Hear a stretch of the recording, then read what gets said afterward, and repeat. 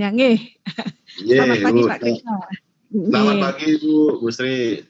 Nggih, niki profilnya Pak Krisna ini luar biasa sekali ya. Beliau itu tamatannya Magister Teknik Elektro Universitas Udayana. Jadi banyak sekali juga ada selain pendidikan formal, beliau juga menempuh pendidikan non formal. Nanti Pak Gede Krisna juga bisa sampaikan ya. Karena luar biasa ini, beliau menempuh pendidikan non formal terkait Forensic Network Security Certificate. Itu luar biasa ya. Sehingga sekarang ini beliau juga menjadi anggota tim pembinaan pengamanan informasi cyber di Kabupaten Buleleng. Selain itu, seperti saya sampaikan tadi, beliau juga tim pengamanan informasi cyber dan pesandian. Wah, luar biasa nih Kabupaten Buleleng dipercaya nih. Terus Ketua Relawan TIK Provinsi Bali. Nah, Bapak dan Ibu, Pak Putu Krisna ini luar biasa juga dapat penghargaan. Beliau pernah menerima penghargaan Karya Cendikia sebagai lulusan terbaik wisuda UPN Veteran Yogyakarta. Wih, luar biasa. Kemudian juara 3 nasional Asia Hacking Competition. Wih, luar biasa ini. Pengalaman bekerja beliau juga sangat luar biasa. Yang paling beken ini beliau sebagai asesor Badan Nasional Sertifikasi Profesi. Kemudian beliau juga sebagai Wakil Ketua 3 Bidang Kemahasiswaan dan Hubungan Masyarakat STIMIK Primakara. Sekaligus sebagai dosen STIMIK Primakara. Nah, pengalaman beliau sebagai narasumber atau instruktur ini banyak sekali. Tidak mungkinlah saya bacain satu-satu nih, nanti lama sekali gitu ya. Yang jelas, Bapak dan Ibu guru hebat tidak rugi bergabung pada saat ini karena kita mendatangkan narasumber yang sungguh luar biasa. Jadi luar biasa untuk Pak Putu Krisna ini sudah siap berbagi. Terima kasih sebelumnya Pak Putu Krisna sudah berbagi di IGI Bali ini ya untuk guru-guru hebat di Bali. Iya. Nah, oke. Bapak dan Ibu guru hebat, baiklah nanti kita akan mendengarkan apa sih itu digital parenting. Nanti langsung dari Pak Putu Krisna Jelihata. Bapak dan Ibu, kenapa topik ini sangat penting kita angkat di webinar kali ini? Nah, seperti kita ketahui, saat ini digitalisasi melalui teknologi informasi sudah merambah ke segala sendi kehidupan. Pola pengasuhan anak juga telah mengarah menggunakan teknologi informasi dengan seringnya orang tua memberikan anaknya gadget untuk mempermudah mengasuhnya. Jadi tanpa disadari ya, kita sangat sering ngasih anak-anak kita supaya diam. Tetapi anak kita juga suka karena mereka termasuk generasi Z yang secara natif sudah mengenal teknologi. Nah, dengan bergesernya pola asuh dan masa yang berbeda dengan orang tua, tentu ini menimbulkan gap sehingga orang tua merasa kesulitan untuk mengatur anak terkait penggunaan gadget dan teknologi saat ini. Nah, dalam diskusi ini kita akan mencoba berdiskusi mengenai bagaimana sih perkembangan teknologi, perubahan sifat dasar manusia, hingga tips bagaimana menjadi orang tua di era digital dengan menerapkan 7 langkah yang akan diskusikan bersama. Itu nanti kita akan dengarkan dari Pak Putu Krisna. Yang paling seru juga Bapak dan Ibu, dalam diskusi ini akan diberikan contoh pertama, bagaimana orang tua dapat mengatur beberapa aplikasi untuk membuat anak Anda aman dalam menggunakan gadget. Contoh kedua adalah bagaimana menggunakan aplikasi parenting control sehingga anak-anak dapat diawasi atau tahu apa yang harus diakses, berapa lama dia mengakses, dan kapan saja boleh menggunakan handphone melalui handphone kita. Nah, ini kira-kira pelajaran yang sangat penting bagi orang tua Ini khususnya orang tua. Ayo Bapak dan Ibu guru hebat, kita segera bergabung. Silakan kalau Bapak dan Ibu guru hebat ada bersama orang tua, punya grup orang tua, grup wali kelas, silakan diundang, diajaklah bergabung dalam kegiatan ini. Karena ini sangat penting bagi orang tua. Bagaimana sih kita mendidik anak kita dalam masa saat ini. Jadi Bapak dan Ibu guru hebat, mari kita ikuti diskusi kita, paparan terkait digital parenting yang akan dibawakan oleh Bapak Putu Krisna Juliharta. Jadi Bapak dan Ibu guru hebat bisa ikut dalam live streaming. Nanti jika ada pertanyaan, silakan Bapak dan Ibu guru hebat tulis di dalam chat. Kami harapkan selama Bapak Putu Krisna presentasi, kita harap tenang sebentar. Bapak dan Ibu guru hebat, kami persilakan Bapak mendengarkan. Kepada Bapak Gede Putu Krisna Juliharta, waktu saya persilakan. Silakan Bapak. Oke, baik. Selamat pagi Bapak Ibu semuanya. Semoga suara saya terdengar jelas. Jelas Bu ya? Sangat jelas. Sangat jelas. Merdu. Waduh, terima kasih Bu Sri. Luar biasa sekali Bu Sri, terus nih dari tadi saya dipuji. Jadi biar semangat Bu ya. Biar semangat, kita baru habis masak ini.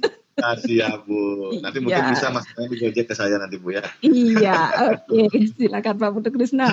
Baik, selamat pagi Bapak Ibu guru, rekan-rekan semuanya. Salam sejahtera buat kita semua.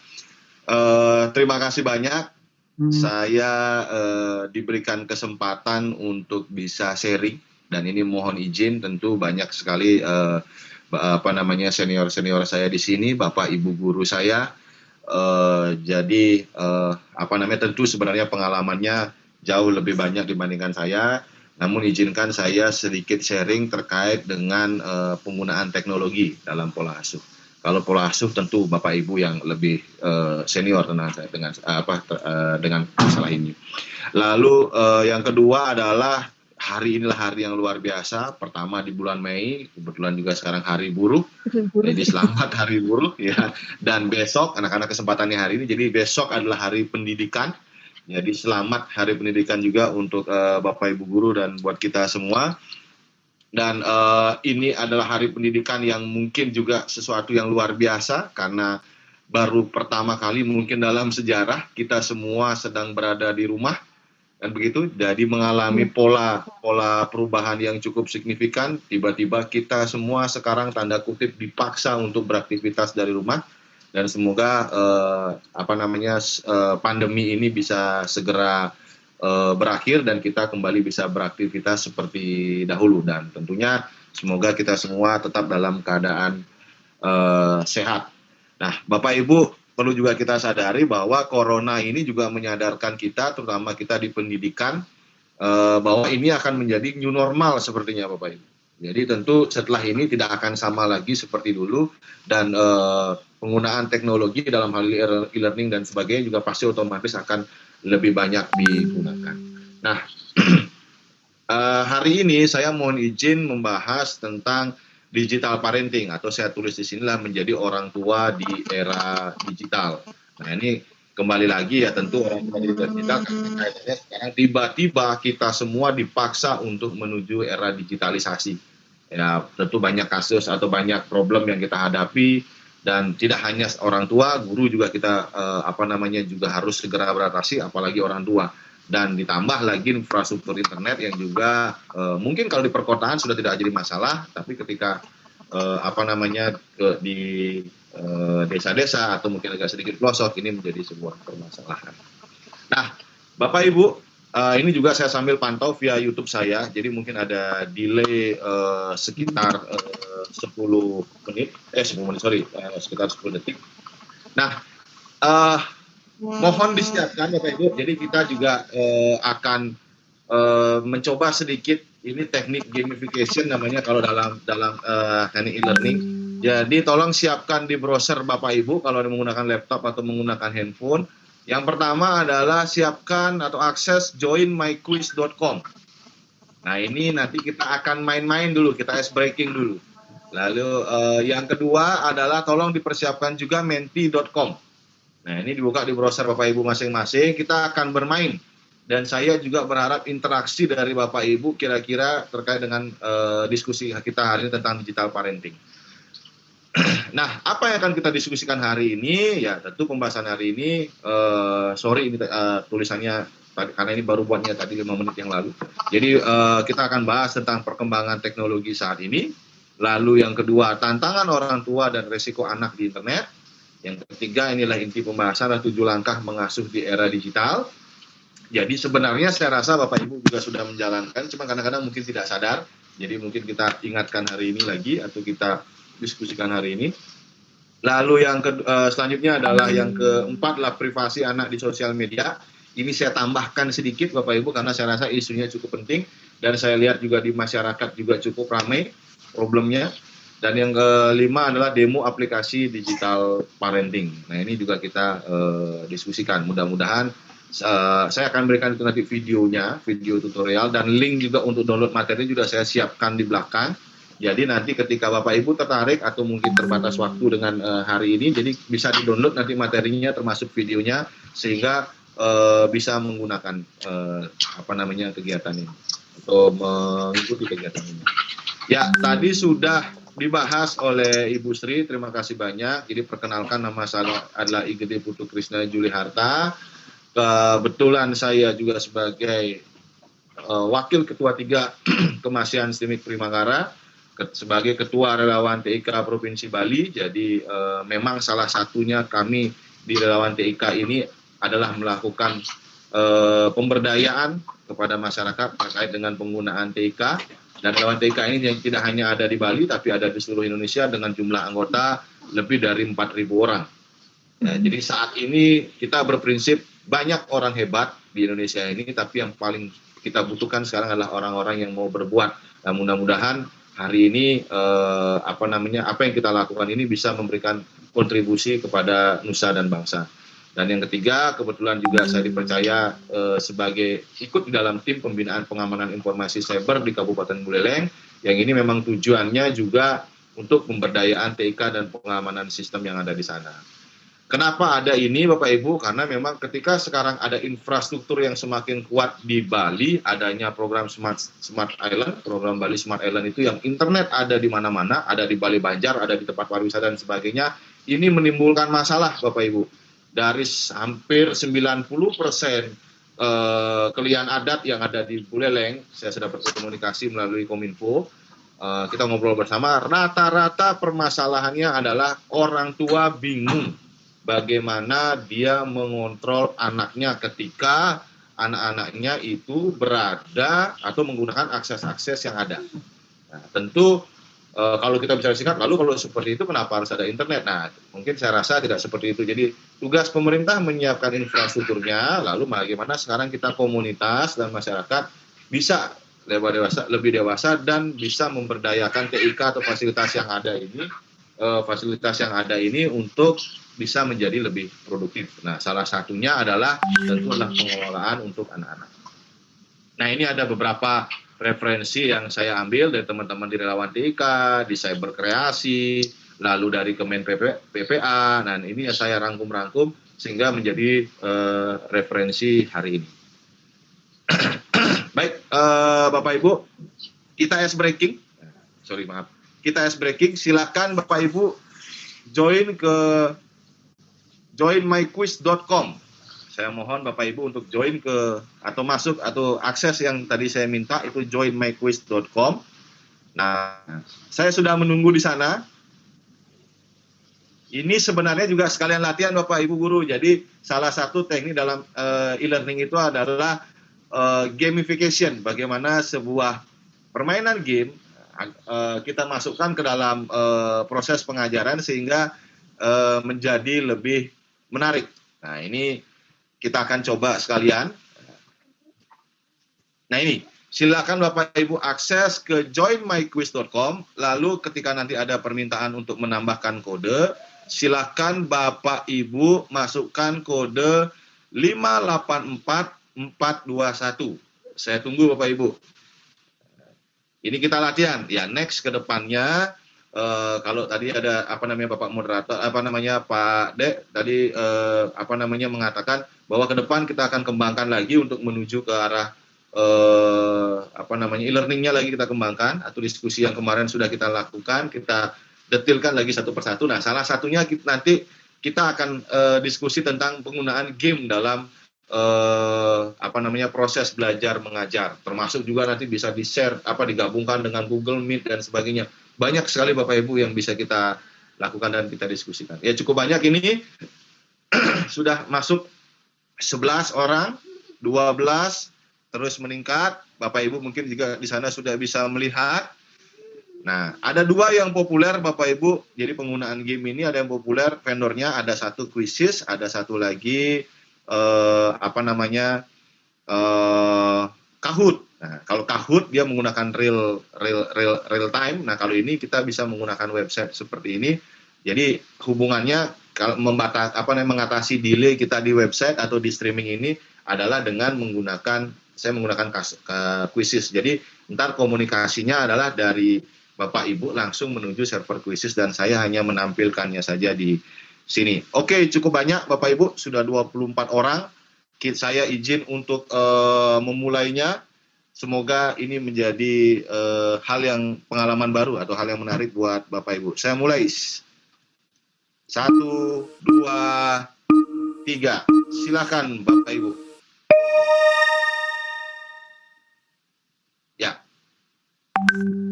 Silakan diikuti ya.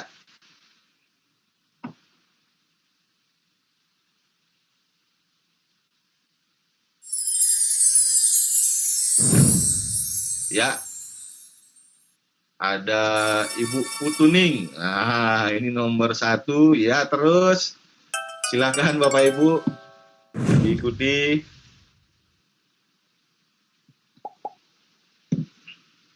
Di situ kira-kira kalau tidak salah ada 10 soal. Nah,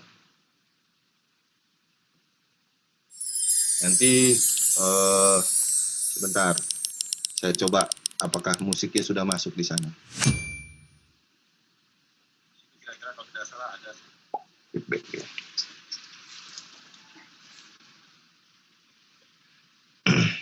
Kita akan coba mungkin hanya 5 menit. Jadi hanya untuk mengukur saja.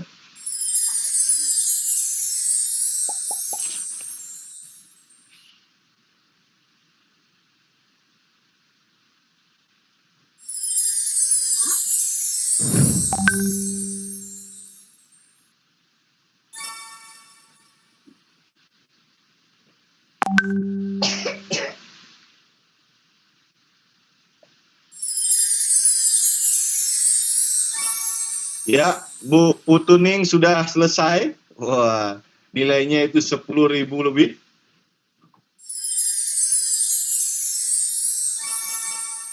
Ya, kita tunggu 1 menit lagi.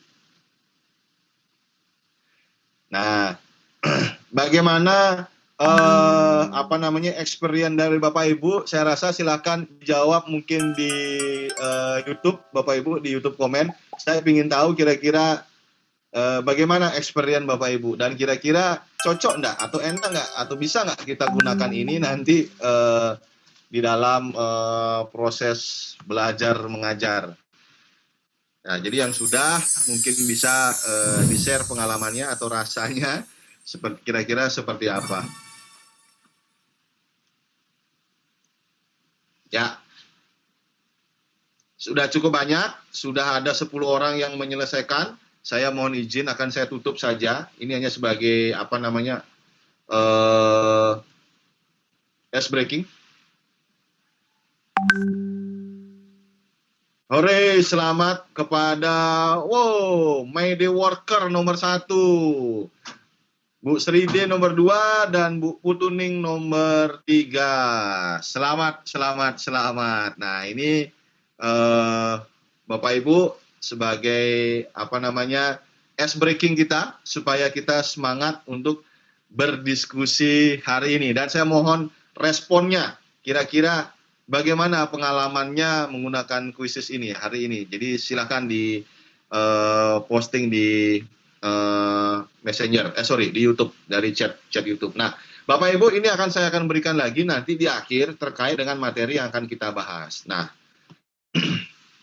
selanjutnya saya mohon bantuan kepada Bapak Ibu untuk mengikuti survei Bapak Ibu. Kita langsung ke topik. Nah, saya minta Bapak Ibu atau saya mohon kepada Bapak Ibu untuk mengakses di sini Bapak Ibu ya, menti.com. Nah, saya mohon Bapak Ibu mengakses menti.com.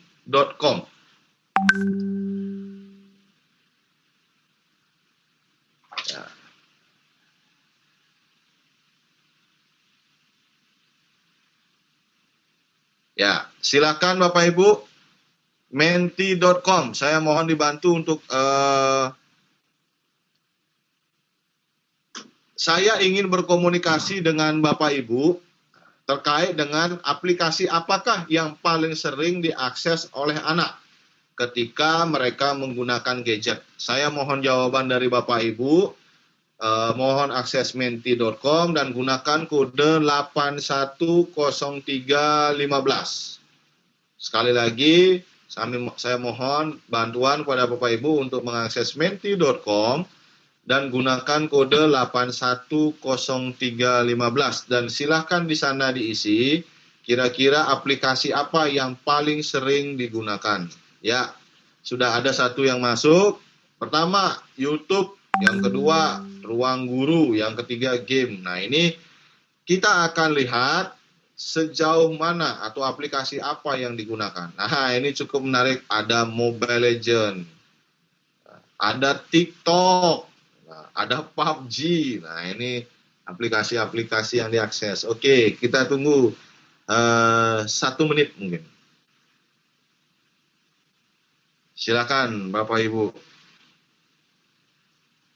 Ya, di situ terlihat yang paling besar dari 7 audiens yang sudah mengisi, itu paling besar itu adalah YouTube. Nah,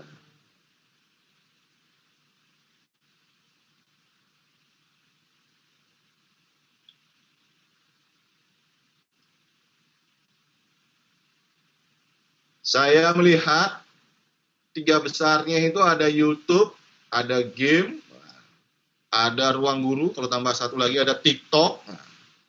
Nah, ini TikTok ini karena semua orang punya jiwa narsis dan semua orang suka jiwa eksis. Jadi TikToknya itu luar biasa. Ya, ini sudah 30 orang yang mengisi, 31. Saya izin menyimpulkan sementara bahwa 3 aplikasi yang terbesar atau yang paling sering diakses itu, yang pertama itu adalah YouTube. Tidak mengherankan karena memang aplikasi ini disenangi oleh banyak orang. Lalu ada game,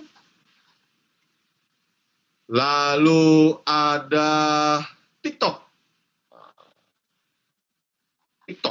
Nah, satunya lagi agak tipis-tipis itu ada Ruang Guru. Saya rasa kalau game ini, kalau kita simpelkan itu pasti ada tadi ada Mobile Legends dan ada PUBG. Nah, sisanya sudah mulai berbeda-beda. Ada sosmed, ada WA, ada WhatsApp, dan sebagainya. Terima kasih Bapak Ibu. Kita akan mendapat simpulan yang itu. Nah, selanjutnya saya minta lagi Bapak Ibu kembali lagi di menti.com. Aksesnya juga kode sama. Ini pertanyaan kedua. Nanti di-refresh di browser Bapak Ibu. Apakah masalah yang Anda hadapi terkait penggunaan gadget pada anak? Nah, ketika tadi saya tanya aplikasi apa saja yang digunakan, maka sekarang saya bertanya kepada Bapak Ibu, apakah masalah yang Anda hadapi terkait penggunaan gadget pada anak? Nah, ini Bapak Ibu bisa lihat sendiri di sana beberapa kendala-kendala yang dihadapi. Yang pertama adalah paket. Nah, ini paket saya rasa pasti kantong kita bisa jebol Bapak Ibu, karena sekarang biaya pulsa itu lebih besar daripada biaya yang lain mungkin yang terkait dengan kebutuhan-kebutuhan tersier. Lalu ya paket kaitannya adalah kuota internet, Lalu mungkin YouTube ini maksudnya adalah akses YouTube yang mungkin tidak bisa dibatasi. Jadi kalau biasanya sih orang tua itu komplainnya adalah belum selesai filmnya udah pindah lagi. Jadi itu otomatis menghabiskan. YouTube ini maksudnya adalah Bapak Ibu mungkin yang ada di sana mohon tolong dibantu di mute karena di sini feedback jadinya. Filmnya udah pindah lagi.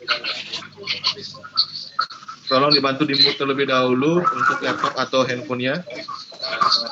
Nah, banyak sekali Bapak Ibu, kita lihat bersama di sini kendalanya anak malas belajar. Lebih banyak suka nonton handphone, sulit menghilangkan kecanduan sampai lupa waktu. Lalu anak sulit untuk dibatasi, boros kuota internet, kecanduan, paket data.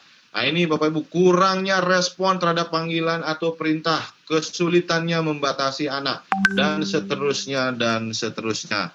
Nah ini Bapak Ibu, terima kasih sudah memberikan respon, jadi memberikan gambaran bagi kita bahwa diskusi hari ini layak kita lakukan, bahwa ternyata permasalahan untuk teknologi pada anak atau kita sebagai orang tua untuk mendidik anak kita dengan di zaman digital ini perlu kita lakukan. Nah ini, terima kasih Bapak Ibu, saya rasa cukup, sudah 34 orang yang memberikan responden dan kira-kira rata-rata permasalahannya sama adalah paket data, kecanduan, anak sulit untuk merespon, lalu lebih suka bermain games dan sebagainya dan sebagainya.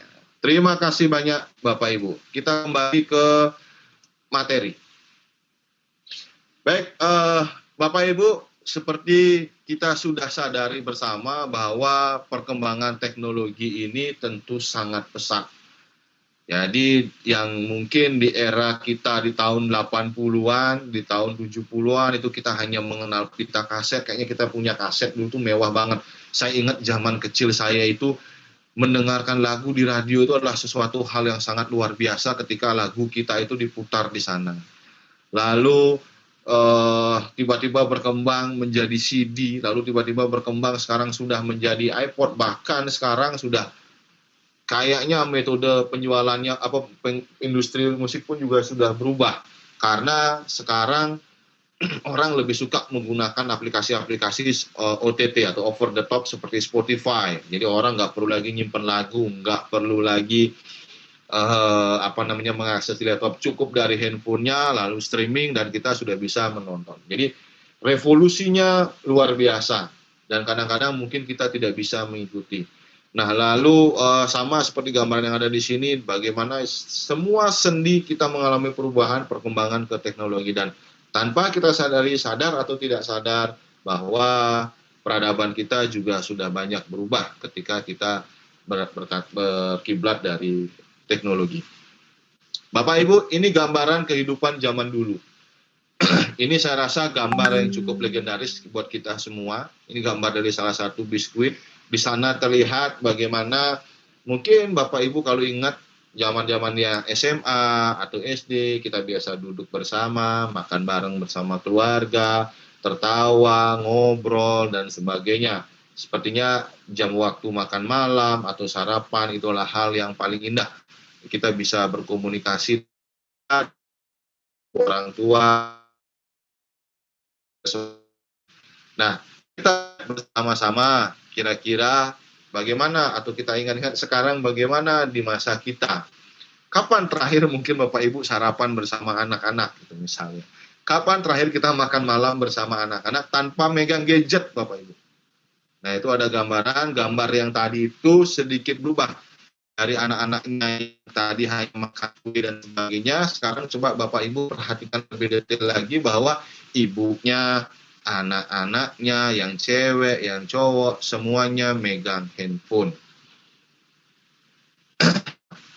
Saya rasa ini adalah jadi masalah kita semua terkait dengan bagaimana aturan menggunakan gadget. Nah, tadi di survei yang kita lakukan, salah satunya adalah anak-anak sulit diatur, selalu mengakses aplikasi-aplikasi dan seterusnya dan seterusnya. tanpa ada apa ya namanya kebijakan-kebijakan yang jelas dari orang tua seperti itu. Nah, perlu kita sadari Bapak Ibu, kalau permasalahan yang tadi Bapak Ibu katakan bahwa wah sekarang itu yang berat itu adalah kuota dan kuota, dan bahkan sekarang anak-anak muda sekarang, generasi Z sekarang, udahlah Om Tante, kalau besok datang ke rumah nggak usah bawa oleh-oleh yang macam-macam, kasih mentahnya aja, adik minta paket data aja. Jadi kebutuhan kita sekarang perlu sadar atau tidak sadar sudah mengarah bahwa kebutuhan paling dasar sekarang ini adalah internet. Nah, ini menjadi ciri-ciri bahwa kita sekarang sudah berada di era digital, bahwa komunikasi data, bahwa internet ini adalah menjadi kebutuhan yang paling dasar. Apalagi pada saat ini. Kita sadari ketika masa-masa pandemi ini, tiba-tiba tanda kutip kita dipaksa untuk bekerja dari rumah. Kita dipaksa berkomunikasi dengan menggunakan berbagai macam aplikasi melalui tentu layanannya adalah internet. Tiba-tiba pihak provider sekarang akan kebanjiran traffic atau kebanjiran permohonan untuk pemasangan internet. Tiba-tiba semua orang membeli paket data dan seterusnya dan seterusnya. Jadi kebutuhan dasar kita, dan kita yakini the new normal besok berarti internet adalah kebutuhan yang paling besar. Nah, ini menjadi gambaran bahwa kita sekarang sedang berada di era atau sudah berada di era digital. Nah, apa ya tadi Ibu Sri mengatakan bahwa kita ada gap ya. Kita tentu ada gap Bapak Ibu. Karena apa? Kita ini mungkin kalau di zaman saya kan zaman digital imigran, zaman yang pertengahan antara yang sekarang anak-anak ini. Kalau zaman saya dulu saya masih merasakan yang namanya adanya kaset, masih saya baca koran, segala macam. Tiba-tiba hari ini saya sudah berpindah menggunakan membacanya digital newspaper seperti Detik, Kompas, dan sebagainya. Tapi kalau anak-anak kita ini, tentu dia baru lahir sudah mungkin udah ngelihat kamera, maksudnya walaupun tidak sadar, tapi begitu kan kita foto segala macam. Mereka sudah mengenal yang namanya teknologi. Jadi bisa dikatakan sebagai digital native. Nah, anak saya itu masih umur 6 tahun. Itu kejadiannya adalah beberapa hari yang lalu, saya cukup kaget tiba-tiba. Saya tidak pernah mengajarkan dia menggunakan laptop, tiba-tiba dia masuk ke ruang kerja saya, dia buka laptop saya satu lagi, langsung dia nyalakan, dan dia login begitu saja, dan dia menonton YouTube. Dan saya bingung. Gimana caranya dia bisa melakukan? Ternyata ya itulah digital natives Bapak Ibu. Jadi mereka sudah terbiasa dengan teknologi dan ini menimbulkan gap antara kita dengan mereka, antara kita yang imigran dan mereka yang natives. Nah, apa sih tantangan orang tua di era digital Bapak Ibu? Ya, tentu sekarang kalau kita lihat dari kiri ke kanan, ya, pertama adalah kemudahan akses internet. Kemudahan akses internet. Nah, ini kemudahan akses internet ini maksud saya adalah semua sekarang tempat, apalagi kita punya program di Bali namanya Bali Smart Island. Nah, itu akses wifi ada di mana-mana Bapak Ibu. Di Bali Banjar, di tempat-tempat wisata, dan di setiap titik rata-rata mungkin sudah ada koneksi internet gratis. Tantangannya luar biasa Bapak Ibu. Kalau tadi saya dapat ngobrol kepada Bapak Ibu kan ya, bahwa 90% kelihan yang ada di Singaraja, yang waktu itu dikumpulkan atau disosialisasikan oleh Kominfo Buleleng terkait dengan penerapan internet di setiap desa ini, rata-rata yang sudah menggunakan akses internet, semuanya mengeluh mengatakan bahwa, aduh anak-anak ini susah diatur. Dia bisa sampai malam ada di balai desa atau di tempat yang ada hotspotnya dan sebagainya. Saya nggak bisa ngatur, gimana caranya? Ya kalau cara paling kasarnya adalah tinggal cabut saja internetnya, kata mereka, ya udah mereka bubar. Sampah, jadi muncul jadi sampah karena orang berkumpul, pasti otomatis dia makan, ngemil, dan sebagainya. Nah ini adalah kemudahan akses ini tentu menimbulkan masalah. Lalu yang kedua adalah kemudahan akses ini juga membuat orang, harga kuota semakin rendah, itu mau nggak mau kita juga semakin bebas, semakin mudah untuk membelinya, tapi juga tingkat kebutuhannya akan semakin tinggi. Lalu yang kedua di sebelah kiri ada bebas terkoneksi tanpa aturan. Nah ini lagi kembali Ini tantangan orang tua di era digital. Selama ini terkait dengan penggunaan internet, terkait dengan penggunaan gadget itu mungkin ada handphone, laptop yang Bapak berikan, itu ada aturannya nggak sih? Selama ini kita kasih mereka itu sebelum mereka diberitahu, itu apakah sudah disepakati kebutuhannya apa, konsekuensinya apa, dan aturan mainnya. Anak-anak zaman sekarang, generasi Z, mungkin teman-teman yang di psikolog yang lebih pantas untuk berdiskusi, itu dia menuntut fairness, dia menuntut keadilan, dia menuntut kesepakatan dari awal. Kalau dari awal kita tidak ngomong, mereka tidak akan mau menuruti. Kok dulu Bapak nggak ngomong itu, Ibu nggak ngomong itu, kenapa sekarang menjadi begini? Itu. Jadi problemnya ada di sana. Jadi ketika kita tidak berikan aturan, nah ini akan menjadi tantangan buat kita. Lalu yang ketiga, di sebelah kiri, tetap Bapak Ibu, di sebelah kiri layar kita, itu adalah anak lebih pintar daripada orang tuanya. Nah ini ya, karena kembali lagi gap tadi muncul antara kita, terutama apalagi yang di zaman-zaman baby boomer, zaman-zaman ini ya tentu otomatis cukup jauh gapnya dibandingkan mungkin kalau saya masih oke lah, karena saya masih kebetulan juga bergerak di bidang itu. Lalu banyaknya konten. Nah ini konten tentu tidak semuanya positif, ada juga negatifnya. Nah ini itu juga menjadi problem. Informasi di internet bisa datang dari siapa saja. Perlu daya pikir kritis kita memposting atau memilah informasi di internet. Nah, di sebelah kanan yang kedua, tantangan orang tua di era digital adalah anak ingin kebebasan. Pengaruh informasi yang diterima dari internet membuat anak ingin kebebasan yang lebih. Karena pola pikir mereka dengan apa yang mereka lihat, apa yang mereka amati, itu cukup merubah mindset dan pola pikir mereka. Dan yang paling cukup jujur saja saya menjadi kekhawatiran bagi saya juga adalah mereka ini tidak paham akan resiko. Tentu kita sadari adanya internet itu adalah infrastruktur yang memang niscaya kita butuhkan, dan saat seperti ini memang benar-benar sangat dibutuhkan. Namun tentu juga kita selain dampak positif ada resiko-resiko negatif yang muncul dari penggunaan internet, dan harapannya inilah yang kita sebagai orang tua bisa aware, bisa tahu dan bisa meminimalisir risikonya. Nah, tentu mohon maaf saya cerita ini bukan maksudnya menakut-nakuti. Lalu bukan juga kita berpikir bahwa ya udah kalau gitu nggak usah pakai internet, ya kan tentu tidak seperti itu juga. Tapi bagaimana kita menyikapi infrastruktur yang diberikan oleh pemerintah, kita harus sangat-sangat bersyukur karena di daerah lain penggunaan internet tidak semudah yang ada di Bali. Kalau saya bicara misalnya saya pulang ini dari Denpasar ke Singaraja, gitu, kalau saya menggunakan provider anggaplah ya sebagian besar provider saya pulang ke Singaraja, bahkan rumah saya di pelosok di BBTN itu di tengah hutan, itu kita bisa dapat sinyal 4G.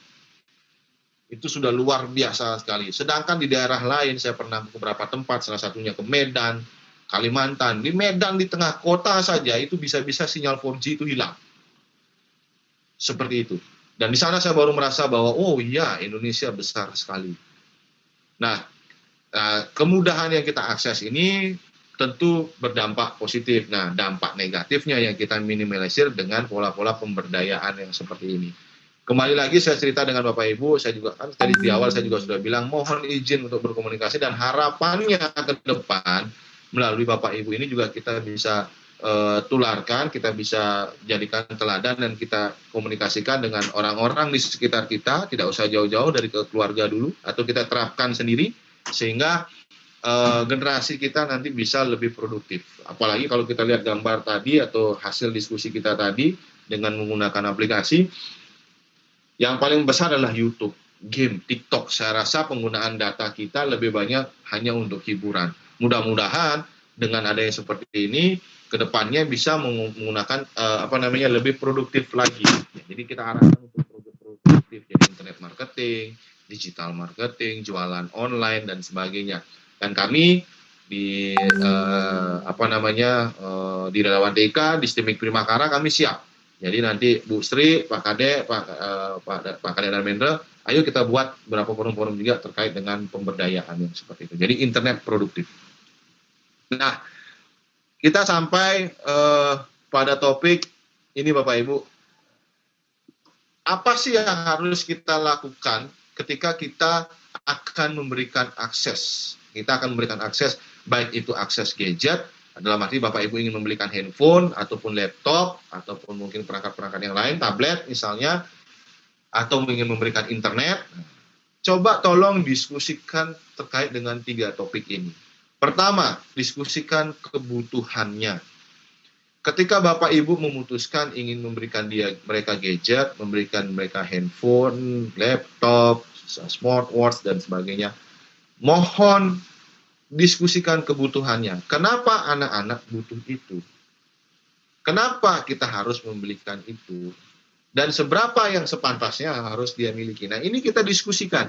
Jadi dengan anak zaman milenial ini malah seharusnya komunikasi itu tidak boleh terputus. Kita harus ngobrol.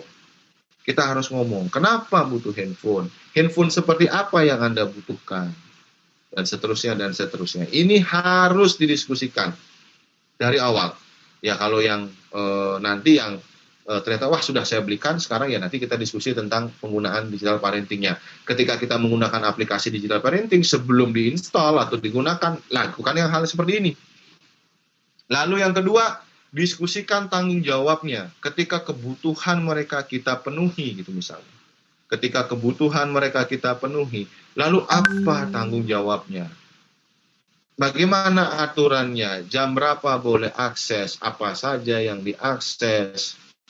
Dan seterusnya, dan seterusnya. Berapa paket data yang akan kita berikan? Dan seterusnya, dan seterusnya. Nah, ini juga perlu harus kita diskusikan.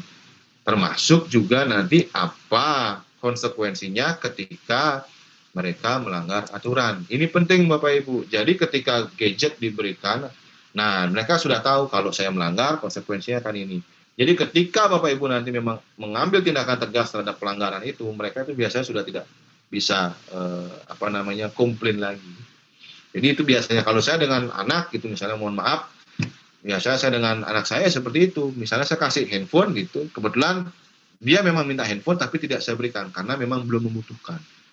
Itu. Jadi saya kasih. Jadi caranya adalah dengan memberikan bahwa handphone itu punya saya. Jadi kita berikan punya saya, dan saya selalu bilang, Anda atau kakak hanya boleh akses, ketika akses pun saya bilang akses maksimal jam sekian misalnya. Atau kalau dia belum tahu jam, saya kasih tunjuk, misalnya waktu dulu saya kasih tunjuk sampai di angka itu ya. Nah, setelah itu ya kita harus konsekuen, memang setelah di angka itu ya kita ambil. Dan pada saat itu biasanya anak tidak komplain karena dia sudah tahu bahwa aksesnya hanya diberikan sampai mana. Nah, lalu yang ketiga, ya ini kalau anak sudah cukup dewasa, ya kita diskusikan resikonya. Anak-anak dan orang tua harus sama-sama memahami penyalahgunaan, resiko, ataupun hal negatif yang dapat timbul dari penggunaan internet. Jadi mohon maaf Bapak Ibu, kadang-kadang sayang juga tidak bisa sembarangan sayang gitu. Kalau mungkin saya mohon izin kutip dalam ketika di Mahabharata itu dikatakan kepada Guru Drona kan, sayangmu itu bukan sayang sebagai orang tua, tapi sayangmu itu cinta buta. Cintamu pada anak itu bukan cinta yang sebenarnya, tapi cinta buta. Karena apa? Dia memberikan sesuatu ke anaknya itu, apalagi itu tanggung jawab yang besar, dikasih aja tanpa diketahui resikonya dan tanpa diberitahu ketika nanti salah, nanti hukumannya apa. Nah, ini menjadi problem buat kita. Nah, Bapak Ibu, ini risiko anak kita di internet kelihatannya di permukaan itu hanya masalah biasa. Tadi di diskusi juga kita sudah bilang bahwa salah satunya adalah kecanduan. Lalu banyaknya konten-konten negatif. Itu hanya puncak gunung es, Bapak Ibu. Itu hanya sementara puncak gunung es. Di bawahnya jauh lebih serem. Ada yang namanya cyberbullying, ada yang namanya pelanggaran privasi, ada yang namanya ini saya paling takut sekali, pedofil online dan radikalisme. Nah, ini masalah buat kita Bapak Ibu. Dan ini yang perlu harus kita sebagai orang tua harus aware bahwa ketika kita memberikan gadget bahwa kita sudah siap dengan segala risiko dan kita tahu bagaimana mengkonter atau melindungi anak kita dari hal-hal yang seperti ini. Terutama mungkin yang paling mudah adalah masalah kecanduan. Tadi Bu Sri mengatakan bahwa ya biar gampang, biar mau diam dan sebagainya. Nah, ini yang harus kita pikirkan bersama. Tentu setiap orang tua, setiap keluarga punya problem yang berbeda atau kebijakan yang berbeda-beda, tapi tetap harus dipikirkan karena anak adalah masa depan kita.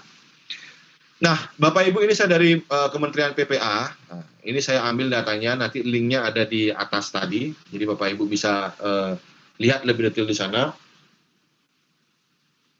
Termasuk juga beberapa kasus nanti bisa di sekolah bisa digunakan. Di sana ada beberapa contoh-contoh kasus, lalu bagaimana cara menyelesaikannya, lalu bagaimana cara membuat workshop, itu ada di Kementerian PPA tadi. Nah, beberapa kasus adalah terkait dengan data pornografi, Bapak Ibu. Nah, seperti itu. Bapak Ibu bisa lihat di sana, mudah-mudahan cukup jelas. Nah, ini ada lebih dari 4,2 juta situs porno di internet. Saya bacakan saja poin yang nomor 2 di sebelah kiri. Dengan 2.500 situs baru muncul secara online setiap minggunya. Nah, nomor 3-nya, kelompok usia 12 sampai 17 tahun adalah konsumen terbesar pornografi di internet. Nah, ini Bapak Ibu. Serem Bu ya? Ya Bapak Ibu ya. Nah ini. 62% orang tua dari remaja tidak menyadari bahwa anak-anak mereka telah mengakses situs tidak pantas. Nah, ini problem kita Bapak Ibu. Nah, di sebelah kanan kita, dari mana sajakah sumber pornografi berasal? Nah, ada Facebook, ada BBM. BBM mungkin sekarang sudah tidak ada Instagram dan seterusnya. Dari ads atau iklan yang muncul. Games yang bermuatan kekerasan, horor, dan pornografi. Nah, ini Bapak Ibu, game Mobile Legends, PUBG, dan sebagainya. Jujur saja Bapak Ibu, kalau mohon maaf ini, saya pun juga cukup menes karena beberapa saya lihat pemandangan, anak umur 3 tahun, anak umur 4 tahun sudah fasih bermain Mobile Legends. Saya benar-benar, ya ampun, dan itu difasilitasi oleh orang tuanya. Nah, ini sebenarnya, makanya saya bilang tadi, ini sayangnya ini bagaimana, ini kok yang seperti itu dibiarkan. Lalu kalau misalnya, Pak itu mainan saya, masa saya hapus? Nah ini tadi orang tua, Bapak Ibu, ya kita sebagai orang tua harusnya mengalah. Ya, jangan misalnya seperti itu. Mungkin kalau memang mau ya,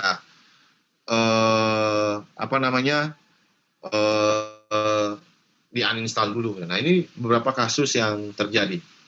Nah ini saya memberikan gambaran lagi Bapak Ibu. Jadi kalau saya mencari ini Google Trend di Bali, saya searching di daerah Bali ya. Ini yang muncul Bapak Ibu ketika saya masukkan search key-nya seks, maka akan muncul seperti ini. Video seks, cerita seks, video seks, seks Jepang, dan yang paling tinggi adalah Japanese seks. Nah, ini menjadi problem buat kita sebagai orang tua. Nah, ini 7 langkah pengasuhan anak di era digital, Bapak Ibu. Jadi ini saya juga sambil mantengin YouTube. Jadi Pak Kadek tadi mengatakan live ini alangkah baiknya memberikan pengalaman kerja lebih baik. Nah ini memberikan gambaran tadi di awal itu supaya kita sadar dulu. Jadi biar nggak ujuk-ujuk tiba-tiba langsung langkah pengasuhan anak. Jadi kita harus lihat.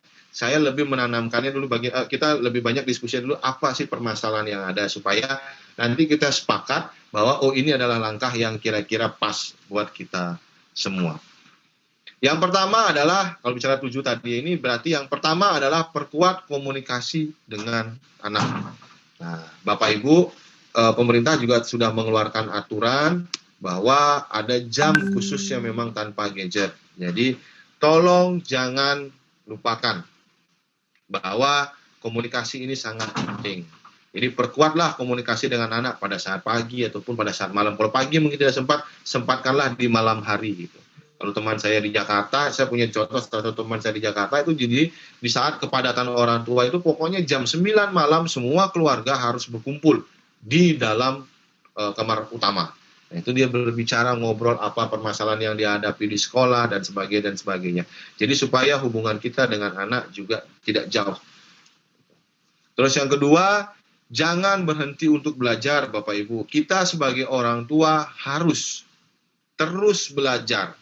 Terus mengikuti teknologi yang ada, berkembang terus, sehingga kita bisa menjadi teman yang enak untuk berkomunikasi dengan anak. Biar enggak kasar, aduh, percuma ngobrol sama bapak sama ibu, toh juga enggak ngerti seperti itu. Nah, jadi tetaplah kita belajar. Itu. dengan belajar terkait dengan penggunaan teknologi atau isu-isu pada saat ini, apa sih ngetren, apa sih K-pop, supaya at least minimal kita bisa ngobrol. Nah, yang ketiga, gunakan aplikasi parental control. Nah, ini yang akan nanti saya demokan. Kita akan demokan, saya sudah siapkan videonya, mudah-mudahan nanti cukup jelas. Nah, parenting control ini untuk mengontrol. Tapi parenting control ini harus diinstal, digunakan juga sepengetahuan anak dan kesepakatan dengan anak. Ini terkait 3 hal tadi, apa kebutuhannya, apa tanggung jawabnya. Nah, di situ ketika Bapak Ibu memberikan aplikasi atau memberikan gadget, bilang bahwa kalau Anda saya kasih gadget, berarti ini akan Papa Mama install, Bapak Ibu install. Dan sementara misalnya tidak kita jalankan dulu parenting controlnya, tapi ketika kakak, ketika adik, atau ketika anak-anak kita melanggar aturan dengan sangat terpaksa, parenting control ini akan kita jalankan. Dan aturan-aturan yang sudah kita sepakati, maka akan tegakkan. Ketika nanti ketika nanti ternyata melanggar, berarti otomatis aturan kita akan pakai. Nah, diskusikan aturan main, ini bicara tentang tanggung jawab tadi, harus jelas aturan main. Dan kembali lagi, ketika kita bicara aturan main, orang tua tetap harus memberikan contoh. Misal, tidak boleh menggunakan gadget dari jam 8 sampai jam 10 malam. Ya, kita juga tidak menggunakan gadget, Bapak Ibu. Jadi jangan sampai anak-anak dibuat aturan seperti itu, lalu orang tuanya malah melanggar. Jangan pakai gadget, nggak boleh pegang handphone, tapi kita megang handphone. Nah, itu. Zaman sekarang adalah perintah terbaik adalah dengan memberikan contoh. Nah, itu. Cukup ironis kadang-kadang. Kalau yang saya lihat, di sebelah rumah saya, itu tetangga saya itu kadang-kadang. Bukan kadang-kadang, setiap malam saya dengar, oh dia main Mobile Legends. Game itu tidak jelek Bapak Ibu, itu untuk hiburan. Cuman kadang-kadang anak-anak ini kan tidak tahu konsekuensinya. Nah, ini menjadi problem. Jadi teman anak di online. Nah, Bapak Ibu, ini saran saya. Bapak Ibu sewajibnya, seyogyanya adalah menjadi teman di sosial media anak-anak. Namun jangan stalking. Stalking itu sedikit-sedikit ngawasin, sedikit ngamatin. Dia posting apa, jangan begitu, nanti begini segala macam. Nah, ini harus dikontrol dan diatur. Supaya apa? Kita bisa tahu seperti apa aktivitas dia. Apa yang dia lakukan, apa yang masalah yang dia lakukan. Karena biasanya orang di sosmed itu akan men-share apa yang dia lakukan, termasuk juga perasaan yang sedang dialami. Jadi, kembali lagi orang tua itu harus menjadi teman. Nah, selain teman online, ya teman untuk berkomunikasi. Makanya tadi di awal, di yang kedua disebutkan bahwa kita harus banyak-banyak belajar. Jadi, mengikuti era mereka. Dengan tentu aturan etika yang dipegang oleh setiap masing-masing keluarga. Dengan kebijakan-kebijakan yang dimiliki oleh setiap keluarga. Nah, kasih waktu atau sediakan waktu kita untuk internet bersama. Misalnya contoh simpelnya adalah, yuk kita masak bareng, kita mau masak apa nih? Saya mau masak sup ikan gitu misalnya. Ya masak sup ikan ini kita cari di internet, apa sup ikan, apa deh ini ya, bumbunya apa. Mungkin kadang-kadang kita sudah tahu, tapi demi membangun engagement dengan anak, nah itu kita harus lakukan. Jadi gunakan internet bersama itu supaya engagement itu bisa dilakukan. Dan banyak contoh-contoh yang lain Bapak Ibu, mungkin nanti di diskusi bisa kita lakukan. Nah, yang terakhir, yang ketujuh, 7 langkah apa yang harus dilakukan, ya jadilah teladan digital bagi anak. Teladan digital seperti apa Bapak Ibu? Ketika Bapak Ibu berteman dengan mereka, ya hindarilah mengeluh di Facebook. Kalau ibu mengeluh atau bapak ibu mengeluh di Facebook, ya dia ikut mengeluh di sana. Bapak ibu saya aja boleh, kenapa saya tidak boleh? Mengupload fotonya seperti apa dulu, yang seronok atau tidak, dan seterusnya dan seterusnya. Jadi jadilah teladan. Seperti masalah jam tadi juga. Ini masalah jam, misalnya kita sepakat jam 8 nggak boleh pegang handphone, ya kita jangan pegang handphone. Anak kita sekarang itu sangat cerdas Bapak Ibu. Jadi nggak hanya sekedar dia manut-manut aja mungkin di zaman kita. Kalau sekarang gitu, papa, mama katanya jam 8, katanya udah nggak boleh pegang handphone. Kenapa papa megang handphone? Biasanya kita sering ngeles, ini kerja. Nah, ini kita harus perlu bijaksanai bahwa waktu kita, kalau bicara tentang keunggulan penggunaan teknologi, ya tentulah menambah produktivitas. Tapi ya kita juga jangan lupa Bapak Ibu, bahwa anak kita adalah masa depan kita dan itu adalah investasi kita juga. Investasi maksudnya apa ya Bapak Ibu, kan sekolahkan mereka, berharap cita-cita mereka atau berharap mereka kelak menjadi anak yang berhasil, sukses dan sebagainya. Nah, ini yang harus kita sadari bersama, dan sehingga kita sadar bahwa kita harus memberikan keteladanan kepada anak-anak kita. Nah, itu Bapak Ibu. Selanjutnya mungkin sebelum lanjut, silakan Bapak Ibu atau saya mungkin jawab yang ada di internet, di YouTube, atau mungkin Bu Sri, kira-kira teman-teman di sana apakah ada yang ingin ditanyakan dulu sebelum kita lanjut? Halo Bu Sri?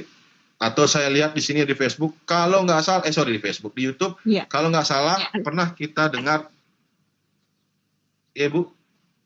Halo, Pak Krisna? Ya Ibu, ya. Kira-kira ada pertanyaan nih, saya lemparkan dulu, kira-kira kalau ada yang mau ditanyakan terlebih dahulu. Oke, terima kasih Pak Krisna, luar biasa sekali pemaparannya. Oke, Bapak dan Ibu guru hebat, silakan ditulis pertanyaannya di chat sehingga nanti bisa kita sikapi.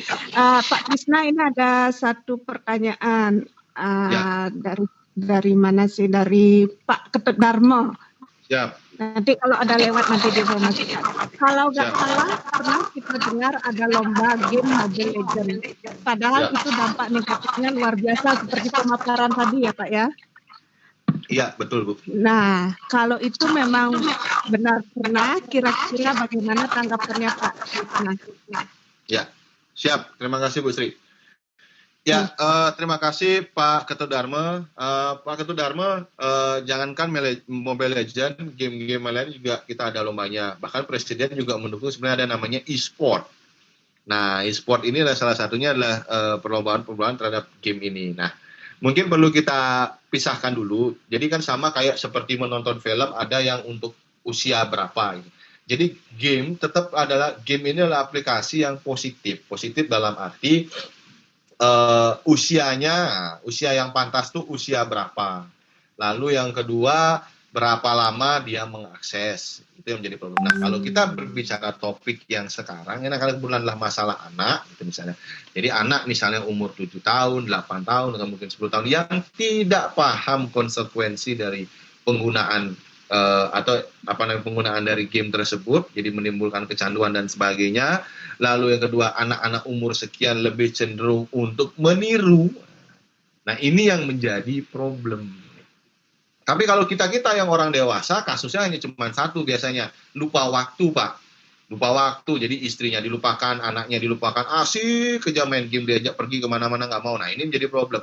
Tapi kalau bagi mereka yang memang profesional, memang pekerjaan mereka di sana, ya ini memang bisa menjadi sebuah profesi. Banyak orang-orang yang menjadi atlet-atlet e-sport itu memang dibayar cukup tinggi. Jadi ada dua hal yang berbeda Pak Tut. Jadi yang kita diskusikan hari sekarang adalah ketika teknologi ini digunakan, salah satunya kasusnya adalah game. Game ini yang memang awalnya tujuannya untuk hiburan, itu ternyata digunakan berlebihan dengan mereka tidak sadar apa konsekuensinya. Seperti itu Pak Tut Darmo. Itu Bu Sri, mungkin ada yang tanyakan lagi. Jadi intinya Pak Kris ya, itu bukan tidak bagus, tapi disesuaikan dengan usia, kan gitu Pak. Iya, betul. Karena kalau bagi anak-anak kita, seperti tadi literasinya yang masih kurang, sehingga dampaknya tidak diketahui.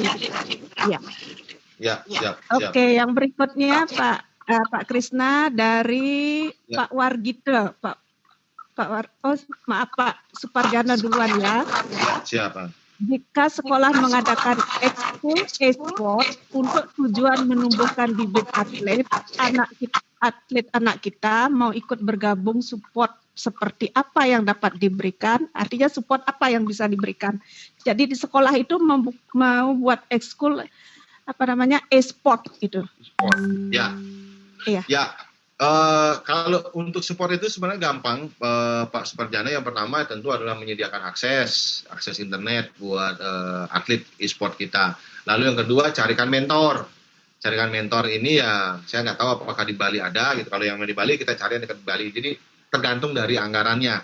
Kalau memang ada anggarannya yang cukup besar ya berarti kita bisa carikan mentor dari luar, atau enggak ya cukup yang dari Bali saja gitu. Jadi Seperti itu. Lalu ya tentu yang ketiga adalah memfasilitasi mereka untuk mengikuti lomba dari biaya lomba dan sebagainya. Saya rasa seperti itu, Bu. Oh gitu. Ya. Itu kira-kira bagaimana modelnya Pak e-sport itu Pak? Saya sendiri ini bacanya tadi. Gimana modelnya e-sport itu? Ya, begini Bu. Jadi bahasa awamnya saya gampang bilangnya ya orang main game, Bu. Gitu. Jadi orang gitu. jadi kayak orang kalau yang dulu mungkin orang main PlayStation, Bu. Orang main PlayStation dia bertanding ya itu e-sport, Bu. Saya bicara gampangnya aja seperti itu. Gitu. Jadi itu dipertandingkan dengan kelompok A, kelompok B, dia akan bertanding. Nah, jadi kalau bertarung misalnya kalau di sana ya pakai Mobile Legends ya grup A sama grup B dia main bareng lalu bertarung. Nanti siapa yang menang itu simpelnya, Bu. Gitu.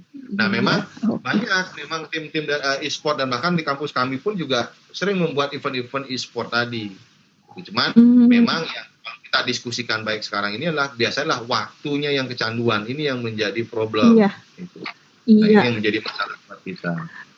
Nah, itu kalau mungkin kita di sekolah ini kan Pak Wargitunya, Pak Suparjananya nyampaikan di sekolah tadi ya. Itu mengingat literasi anak-anak kita yang belum itu, kalau sekolah memfasilitasi bisa dianggap berdampak negatif itu nanti Pak, gimana kira-kira itu? Karena bisa nggak kira-kira? Gimana kira-kira? Ya, saya kebetulan memang sering juga beberapa kali berkeliling di sekolah-sekolah terutama SMA, Bu ya. SMA, SMP. Nah, memang kalau setahu saya kan memang ada aturan yang sekolah tidak boleh membawa handphone. Ada juga yang handphone, ada juga yang tidak membawa handphone. Kalau bagi saya, Bu, dan sering saya komunikasikan dengan teman-teman kepala sekolah, tapi saya tidak tahu apakah dengan dinas pendidikan juga saya dapat ngomong di provinsi. Bagaimana kalau seandainya teknologi ini jangan dalam arti jangan kita saklek. Kalau itu saran dari saya, Bu.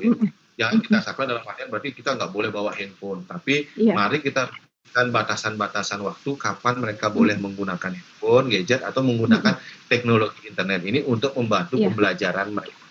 Karena kalau dari survei yang saya lakukan ketika saya masuk ke sekolah-sekolah dari Bendera Relawan TIK, saya tanya anak sekolahnya, kamu, Dek, apakah adik konsen berada di sekolah ketika handphone dimatikan? Tidak, Pak. Dan bahkan mereka sering sembunyi-sembunyi naruh handphonenya di mana, begitu. Karena dia berpikir nanti ada yang posting apa, ada yang chatting dan sebagainya. Jadi pikirannya tidak di sana.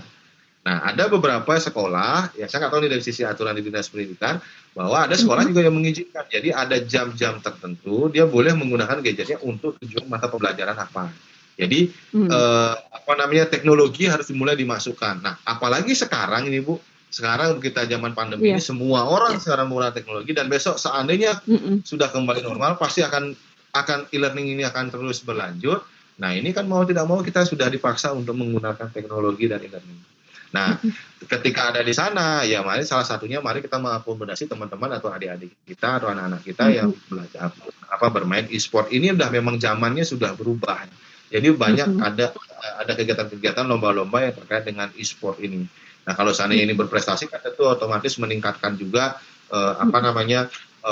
reputasi dari sekolah. Namun tetap juga harus diberikan seperti yang kita diskusikan tadi dari awal, bahwa apapun yang Anda lakukan harus pahami konsekuensinya, lalu ada batasan-batasannya atau mana hak-hak yang boleh Anda dapatkan dan kewajiban-kewajiban yang harus Anda lakukan. Ketika itu Anda langgar, apa konsekuensinya? Nah, itu semua harus clear di awal, Bapak Ibu. Iya. Seperti itu. Oke, terima kasih Pak Krisna. Ini terima kasih Pak Suparjano ya. Kenapa saya agak tambahin sedikit, jadi terus terang ini Pak, karena di sekolah saya guru tim TIK-nya pernah minta izin ke saya, Bu, boleh nggak kita buka ekstra e-sport gitu. Tetapi pada saat itu memang saya melihat kondisi melek literasi digital guru-guru, anak-anak yang mendampingi, saya belum memadai. Kalau tim IT mungkin sudah, sehingga dia berani mengusulkan. Tetapi yang saya takutkan kemarin pendampingan bagi anak-anak, sehingga saya sempat kita belum saatnya saat ini, saya tidak mengizinkan, belum saatnya saya sampaikan begitu. Jadi saya tertarik tadi pertanyaannya Pak Budo. Jadi saya minta maaf kepada tim TIK kemarin, untuk saat ini saya belum mengizinkan. gitu. Nah, Siap, itu siap. mungkin Pak, makanya saya tertarik tadi. Makasih ya Pak Kulina. Siap, Bu Sri. Iya. Ibu Sri, saya Iya. lihat di sini ada pertanyaan yang cukup menarik. Mungkin kita tidak bisa jawab Iya. semuanya. Iya. Kita lanjut. Oke. Satunya Silakan. dari Yang Pak mana? Wargit M9. Iya. Nah, dan ini ada beberapa juga pertanyaan yang sama. Bagaimana cara menghadapi anak atau siswa yang emosional saat dinasihati Iya. karena terlalu sering main games online atau Iya. TikTokan? Oke. Nah, ini Iya. saya bicara tentang emosi, karena emosional. Ini cukup menarik. Bapak Ibu, ketika kita berbicara penggunaan gadget ini memang butuh kerjasama yang baik. Iya. Tidak hanya kita guru, tapi tentu adalah orang tua. Nah, dan saya kebetulan juga menghadapi kasus ini. Kebetulan anak saya sendiri menghadapi kasus yang seperti ini, emosional. Nah, saya menggunakan momentum. Jadi ketika saya baca-baca literasinya adalah membuat anak itu sibuk di luar dari penggunaan handphone. Biasanya penggunaan gadget atau handphone itu karena dia tidak punya aktivitas. Nah, kita sebagai, terutama yang paling penting adalah orang tua di rumah. Gitu adalah, saya menggunakan waktu itu untuk memutus kecanduan anak saya adalah saya menggunakan momen nyepi waktu itu. Jadi nyepi memaksa kita semua tidak bisa menggunakan koneksi internet. Setelah koneksi internet tidak ada, jadi dia di detox gitu dalam satu hari itu, koneksi internet tidak ada, dan kita pun juga tidak bisa menggunakan internet, jadi mau nggak mau kita harus berinteraksi dengan anak. Nah, kita meng-arrange kegiatan untuk anak. Jam sekian ngapain, makan, terus kita mungkin menanam tanaman apa, segala macam, tidur, dan seterusnya, sampai jadwal nyepi itu habis. Jam nyepi itu sampai jam 7 malam, akhirnya kita tidur, dan ya satu hari itu tidak bersentuhan dengan gadget. Nah, jadi satu hari itu detox, emosionalnya percaya atau tidak Bapak Ibu, satu hari itu sudah langsung menghilangkan emosionalnya hampir 50%. Dan di hari kedua bahkan dia sudah hampir lupa. Jadi pada saat ngembaknya dia sudah hampir lupa bahwa dia membutuhkan gadget. Nah, itu kalau contoh kasus. Nah, lalu bagaimana kalau di luar, anggaplah nggak ada nyepi kan begitu, nggak di hari-hari yang biasa. Ya kita yang harus sepakat Bapak Ibu. Kita orang tua, Bapak, Ibu, kakek, nenek, semuanya mengatur waktu kapan boleh menggunakan gadget. Dan itu pun disampaikan dengan jelas, clear, jam berapa sampai jam berapa. Atau ketika Bapak Ibu, di sini ada pertanyaannya, anaknya rewel umur 3 tahun, dikasih tahu juga 5 menit ya. Jadi supaya nggak rewel, dikasih ya 5 menit ya. 5 menit, setelah itu kita memang konsekuensi, ambil itu gadget. Ambil handphone itu, dan biarkan anak kita menangis. Kalau istilahnya kita kan tantrum. Biarkan saja, mau dia guling-guling atau segala macamnya. Ya 1 kali, 2 kali, 3 kali, rata-rata dia pasti otomatis akan mau. Nah, kita juga sebagai orang tua harus disiplin. Ketika menerapkan aturan begitu, ya jangan dirubah-rubah lagi. Besoknya bolehlah berapa lama. Ini membuat menjadi inkonsistensi. Nah, saya rasa itu Bapak Ibu beberapa tipsnya. Tentu nanti harapannya, saya sebenarnya kan lebih banyak kalau orang-orang psikolog yang bisa menjawab kalau misalnya masalah emosi dan sebagainya. Tapi yang bisa kita lakukan lah itu. Pasti Bapak Ibu, anak-anak yang sudah kecanduan, salah satu ciri pertamanya adalah emosional. Nah, cara menurunkannya jangan langsung diputus, tapi kita buatkan aturan mainnya. Nah, ini yang kita harus sepakati bersama. Nah, di sini ada mengatakan Pak Putra Kim, bagaimana cara mengubah sikap anak yang manja dan ego karena merasa sebagai anak tunggal. Sebenarnya kalau bicara seperti itu, kita yang mengkondisikan bahwa dia anak tunggal dan kita akan berikan segalanya untuk dia. Jadi kondisi atau state itu kita yang membuat. Nah, karena bapak ibu yang memperlakukan seperti itu, dia akhirnya otomatis merasa bahwa dia posisi yang istimewa. Nah, ini ya pelan-pelan kita harus memberikan arahan ke mereka bahwa ya mereka ya tetap kalau memang sebuah kewajiban ya kewajiban. Contoh misalnya gini, mungkin terlalu kompleks, paling gampang lah. Kenapa sih anak itu mau dia rajin pagi-pagi dia nyapu gitu, atau dia mau banten gitu misalnya, mohon maaf. Ya karena kita dari saat dia kecil, umur mungkin dia semenjak dia bisa 4 tahun, 5 tahun, kita ajarkan dia bahwa setiap pagi kita minta dia untuk semuanya, dan belum tentu benar. Belum tentu benar itu maksudnya kadang-kadang ditaruh-taruh saja banten sayupannya dan sebagainya. Tapi kita juga sebagai, apalagi Bapak Ibu adalah guru, kan kita harus sadar bahwa itulah proses belajar. Dan kita tuntun mereka, kita dorong mereka lama-lama dari terpaksa, coba-coba akhirnya terbiasa. Dan lama-lama nggak kita suruh, dia kecanduan tanda kutip itu positif gitu.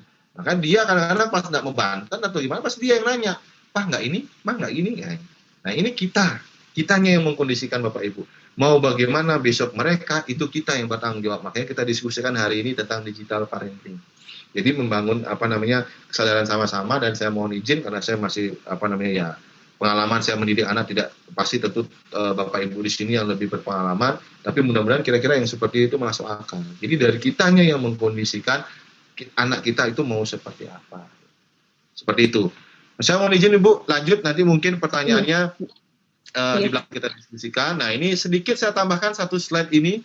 Saya menjadi karena ini menurut saya adalah sesuatu hal yang concern karena bahaya. Saya melihat dari sudut TIK-nya, dan saya juga melihat cukup ngenes juga banyak sekali orang tua yang membuatkan Facebook anaknya, padahal anaknya baru umur 1 tahun, 2 tahun sudah dibuatkan Facebook, dan itu difoto segala macam diunggah. Nah ini menurut saya cukup berbahaya.